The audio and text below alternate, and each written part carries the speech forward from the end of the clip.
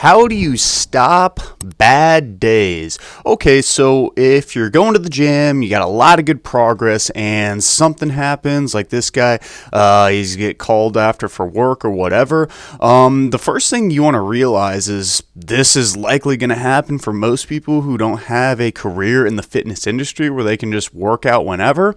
And if something like this happens where you get off your normal routine and you can't work out as much, the best advice I can give you is to move on.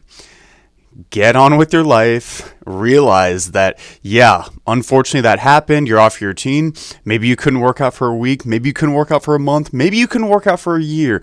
But if you have time to listen to this video and analyze this, or if you have time to today work out, you will feel better, and yeah, maybe it'll be another month until your next workout, but guess what? You did something today that was productive for your body and health, and that is a huge step.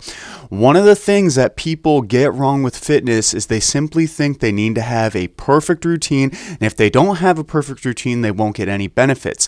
And what happens is a lot of people, since they never have a quote-unquote perfect routine, because let's be honest, a routine is never perfect, there'll always be stuff to work on, they never start the routine. So it's that paralysis of needing a perfect routine which helps people, or stops people, I should say, from not doing it at all. So that's the biggest thing with all this. It's never going to be perfect. Do what you can when you can, and get a workout in regardless, guys. Get a workout in regardless. Bad days are going to happen. I've been kind of iffy, sick the last couple weeks, and it's just something that happens. It is what it is. Fitness during the period. I usually have a cycle where a week after my period, I feel really good. I start exercising regularly. I'm eating healthy and just overall going good. But as soon as I get my period, everything gets ruined. Bad cramps, heavy flow, binge eating, blah, blah, blah. Okay, so we'll just kind of go over like general themes here of what you should do, or at least my perspective. You know, I'm not a girl, so I have no idea how you actually feel when you're on your period, but I do know that there is a super big hormonal change that happens with females in the time of their period. And as we know, even as a man, if I'm going through something very emotional in my life where my hormones aren't quite up to snuff, or if I don't sleep very well and your hormones get kind of dysregulated when you don't sleep as well, I feel awful. I feel like I want to eat everything. I just feel very emotional, like I can't do everything. I don't feel as good, right? So the best things that you can do when this type of thing is happening is to first not get down on yourself, because this is completely normal, and if you're healthy as a female, it's just something that happens. And the next thing I could give you for advice is to be okay with switching up your routine, and realize that during times of low energy around your period, you might just need to cut back your workouts a little bit, kind of throwing it in almost like a program deload where every month, every 4 to 5 weeks, you might just need to cut it back a little bit. Be okay realizing you might crave a little bit more of those different foods. Again, like, your hormones are a crazy thing. We all were teenagers one time where we literally felt like we needed to eat everything under the sun, and we slept all the time. And that's because your hormones are getting amped at an incredibly fast level, basically faster than your body's really ready to handle.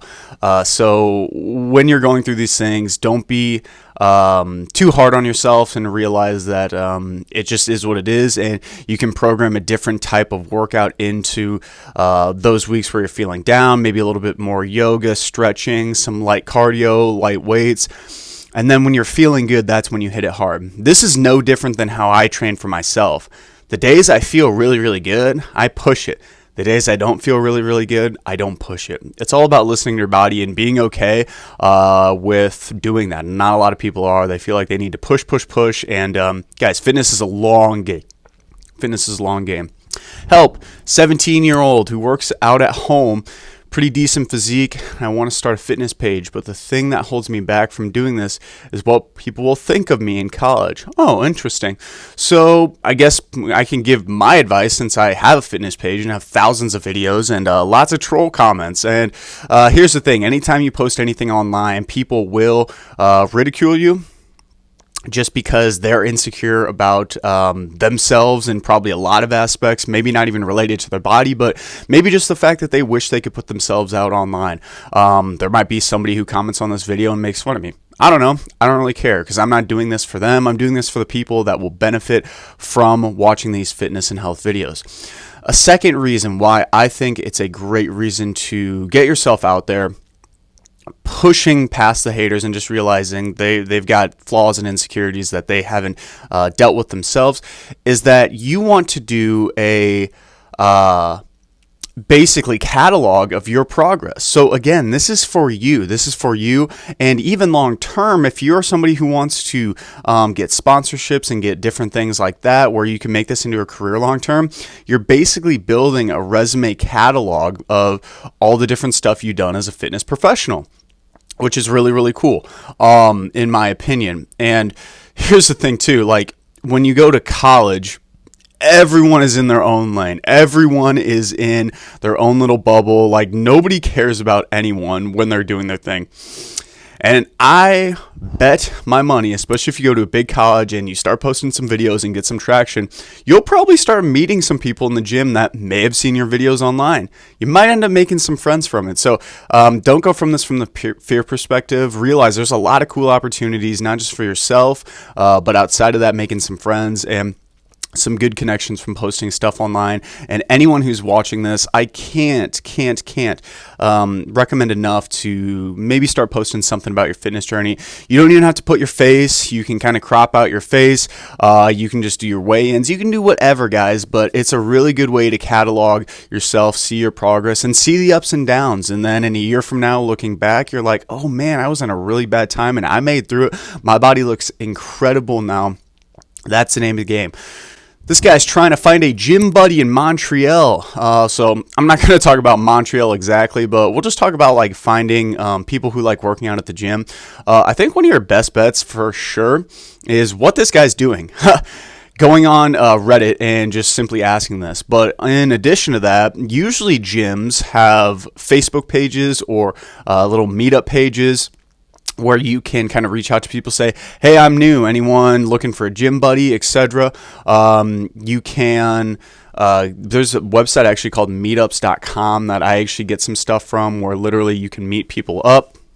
I'm not sure if this person's looking for like a date, but obviously there's dating apps, and a lot of those you can put in like, yeah, I'm interested in people who are into fitness stuff. But literally, I think just going around to some gyms and just starting to reach out to people who seem friendly. Some people are going to be very in their zone when they're working out, but some people you can kind of detect right away, like, they might be open to getting conversation. At my own gym personally, I don't outwardly talk to everyone, but there's a few people that like I can tell were receptive at the time to maybe just like saying, oh yeah, looking big today, or oh yeah, I saw you last week, you were benching whatever, and like you're only doing that much this week, like just poking fun at them, like obviously not meaning it. And from there you just build a little bit of connection. So it just takes a little bit of outgoingness and realizing that some people are not going to want that and some people are will, and that's totally okay. Just do your best and explore all the gyms. There's got to be a lot of gyms in Montreal. Need a workout plan for 60-year-old mother. Ooh, okay. So I got experience with this because I've worked with probably thousands of individuals that have been between the ages of 60 to 80, I'd say, chronic diseases, etc. Trying to get her to do some physical activities for years, tried doing classes, never stuck to anything, willing to come to the gym, in her 60s. Yeah, so classes are a really good one, especially for females. I teach chair yoga and balance class, or used to. I'm kind of transitioning away from that, but I have a lot of experience doing that, and a lot of older adults, especially women, really like those classes because they bring community and other people around them. So a lot of times before my classes, people will just talk and socialize, and then we'll have the class and they'll talk and socialize after. So it's kind of combining the social aspect. See if she's got any friends who are interested. Again, if you combine the social aspect of this, you make it into a time of like not just working out, but I could literally do some squats and bicep curls while I'm talking to my friend about going out on a picnic in my retirement. I don't know what older people do. Well, I do, but I don't know exactly what this guy's mom would do. So that's definitely something. If you know how to work with her well, I would just maybe spend a couple weeks of working with her and just showing her some different things that she can do on her own. Because that's the biggest thing. A lot of times people, especially older adults, they don't know what to do. They don't know what's right, what's wrong. They don't even know like how to load a machine with weights.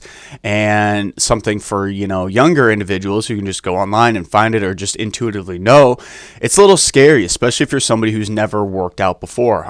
Just like this individual, they never stuck to anything. So you got to be there for them and realize, like, if you're somebody who's new to investing and you go into an investing firm the first time, you're basically going to be like, I have no idea what's going on. Somebody please help me. Here's the money I got, what I want to do with it. And you're going to take the advice from whoever gave it to you. This person's looking for that. So the best thing you can do is to build them some confidence, get them a little bit of general knowledge, and then find something that they enjoy. Don't push her into anything. Give her a bunch of options, the classes, stretching, walks. If she's somewhat active at some point, she might be able to do even some sports like pickleball. Golf is something that a lot of older adults like. But realize there's so many forms of physical activity. You just might need to do a little leg work. And I like just typing in physical activity forms into Google. Sometimes you can brainstorm. Swimming is another good one. Swimming aerobics classes, a lot of people like it. There's a lot of options out there, but I would highly recommend to try to get her into some type of weight training. Doesn't have to be heavy. Can be just light resistance training that will go a long way to increasing independence, strength, and everything. Question about an aggressive mini cut. Starting a rather aggressive mini cut. Plan is to lose 12 pounds over the next 5 weeks. That is fairly aggressive. That's over 2 pounds a week. It's not terribly aggressive. It really depends on how advanced this person is. Problem is, during this period, I'm going to have a really tough time going to the gym.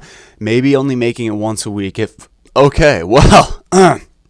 My best advice is to not do this at all.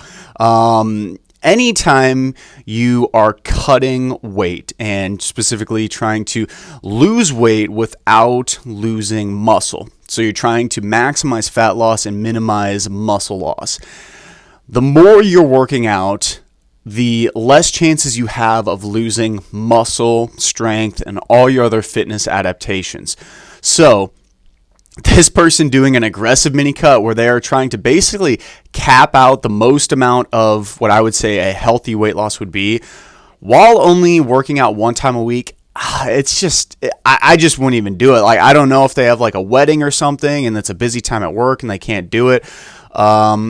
If you're really going to do this, your one workout a week is going to have to be super, super hard, because that stimulus is literally going to have to keep your muscle protein synthesis, and all those adaptations basically at bay and at baseline for the next 6 days.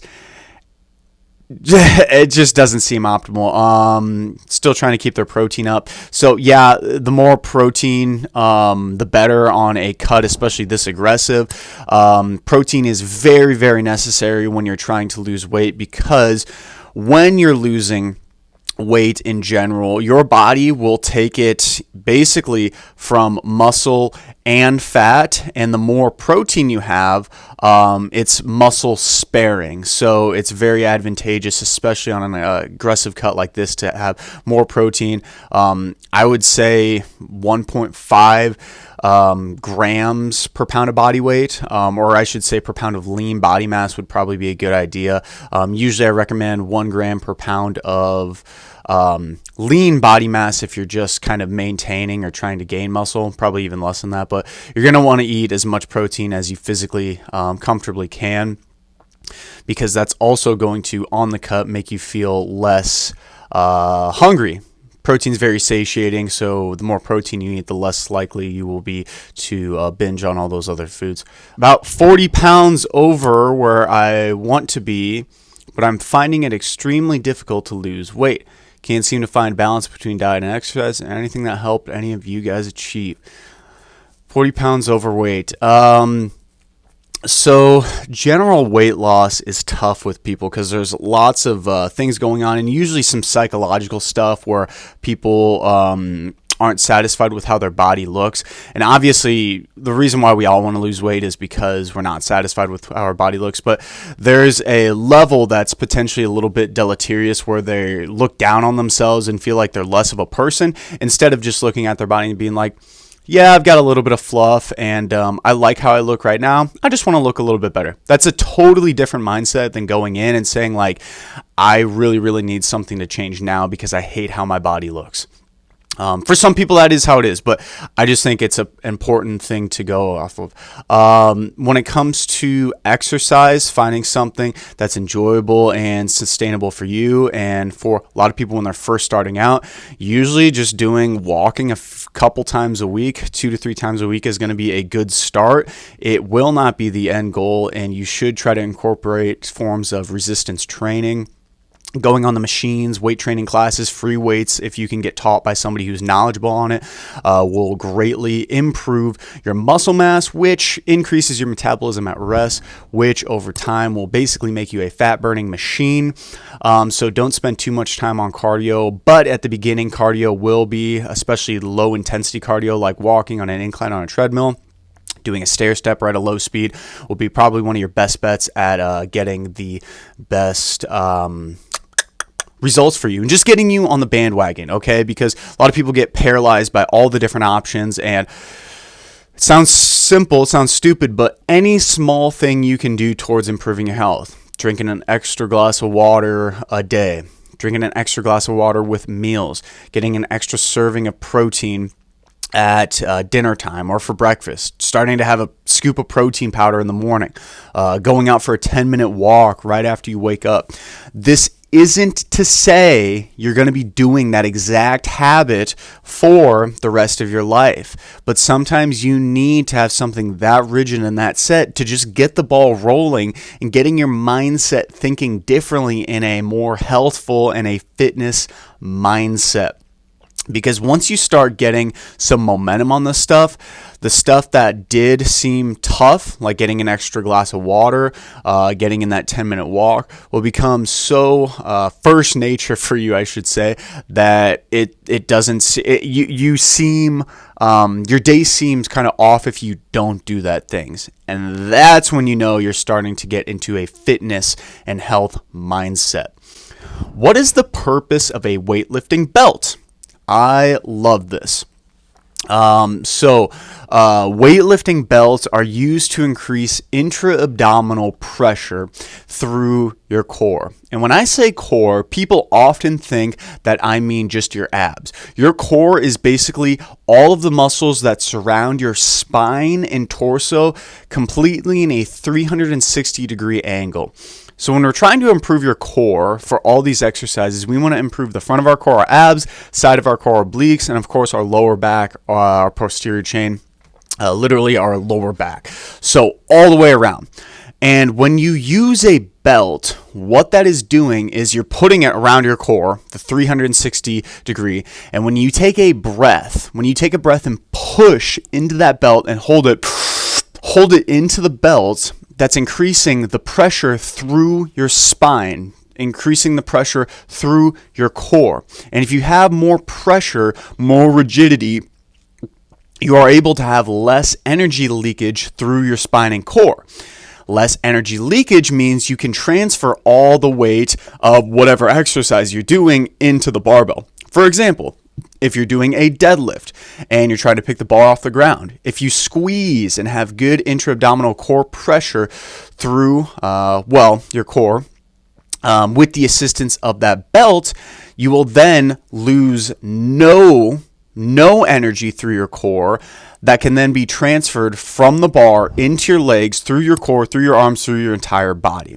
So it's just a way to basically lift more weight. But you need to know how to use it properly, and how I described before this is exactly that. You need to breathe into the belt, hold it into the belt, and then lift from that position. With that caveat, I would highly recommend to not use a weightlifting belt all the time, because it's good for us to get used to getting good intra-abdominal pressure and core strength without the belt. And the reason why is because in our daily lives, whether we're helping move some furniture, move boxes around, or just picking up something heavy off the ground because it's a dangerous scenario and you need to help somebody, you won't have a lifting belt.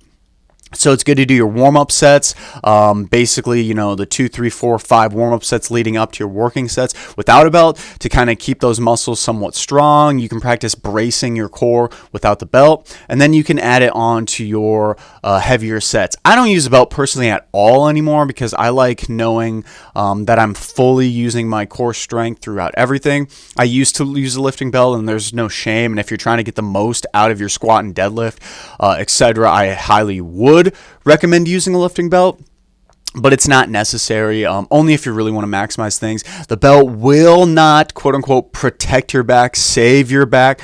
The reason why it protects and saves your back is because it makes increasing your intra-abdominal pressure easier. And if you have increased intra-abdominal pressure through your core, you will activate those muscles better, as in the muscles will be doing the work and there'll be less overall force on your joints. So basically your spine won't have to do the work because you're not in a bad position. Your muscles and the joints simultaneously will do everything together.